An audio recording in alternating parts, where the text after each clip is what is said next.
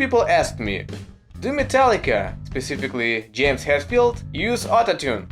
You know me as a dedicated Metallica fan who always stands for them. So, as a big Metallica fan, my answer, predictably, is... Of course they do! Who do you think James Hetfield is? Jose Carreras? By the way, as a big fan of Megadeth, I assure you that Dave Mustaine never uses Autotune, because it won't help him anyway. And now, since you've heard the answer, you have two options. Stop watching this video and write a whiny comment, or bear with me and learn more. When did Metallica begin using pitch correction? Is that good or bad? Or so fucking what?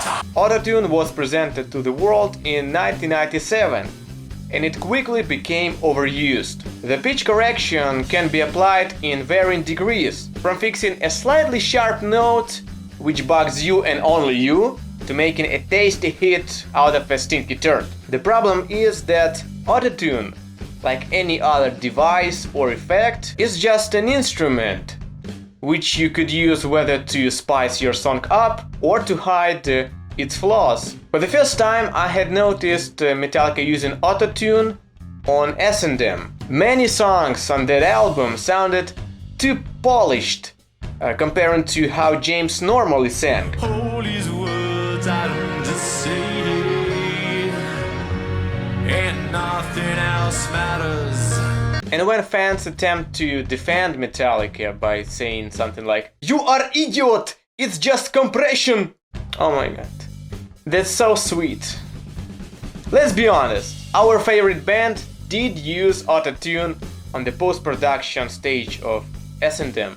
Let's compare two versions of one song, both performed the same year and with the symphony orchestra.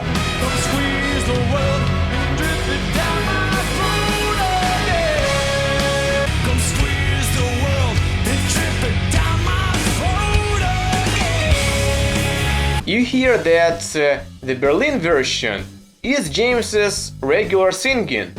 A bit rough, yet fine. The S&M one sounds suspiciously smooth, and sometimes even robotic. Apparently, it's been tweaked afterwards. Another example, with a bit different story, No Leaf Clover.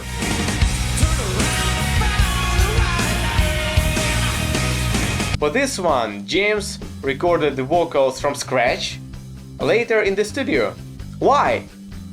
The song was intended to be released as a single, which required extra quality. Some of you might say, James did his best, that's why he sang perfectly.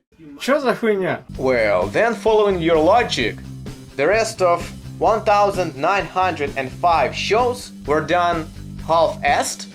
Consider that Metallica were nervous during the performance with a symphony orchestra like never before. And those two songs we just reviewed were played for the first time.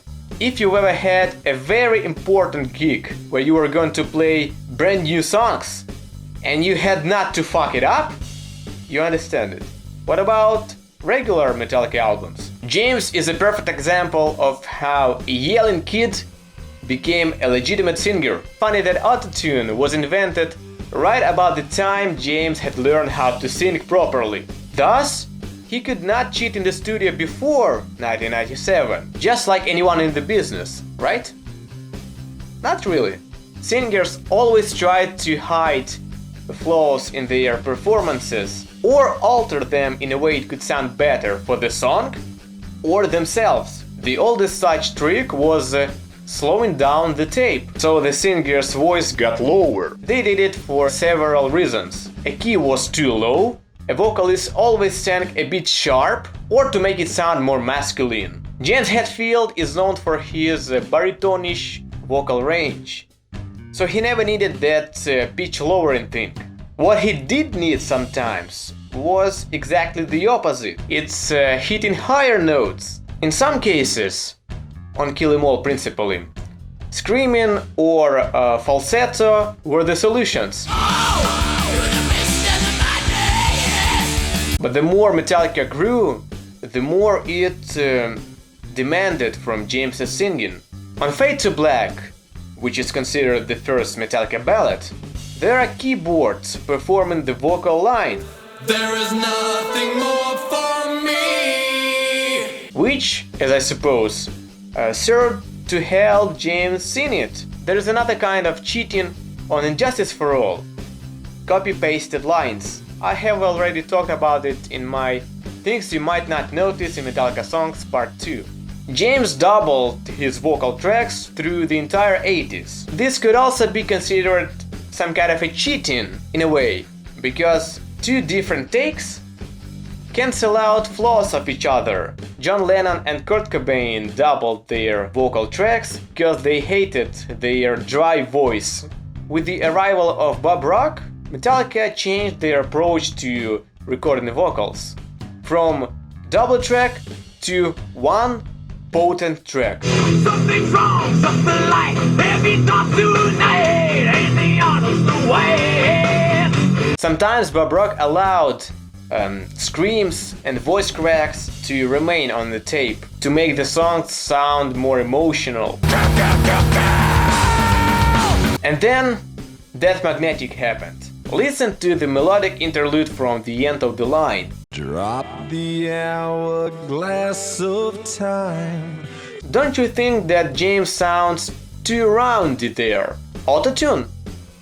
Maybe. All the isolated vocal tracks from Death Magnetic are available online, so you could go check them out and make your own conclusions. Or screw that and just enjoy the music, regardless if there's autotune or not. One more thing to consider. As a result of taking vocal lessons and years of singing experience, James is able to hold a high note, and he often does it so well, so it could be confused with autotune.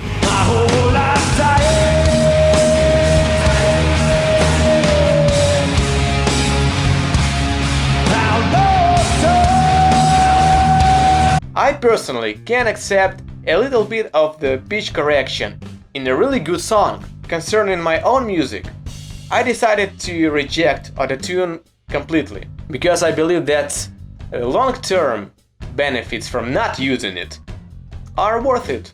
Thanks for watching, it's Andriy Vasylenko. Be in metal!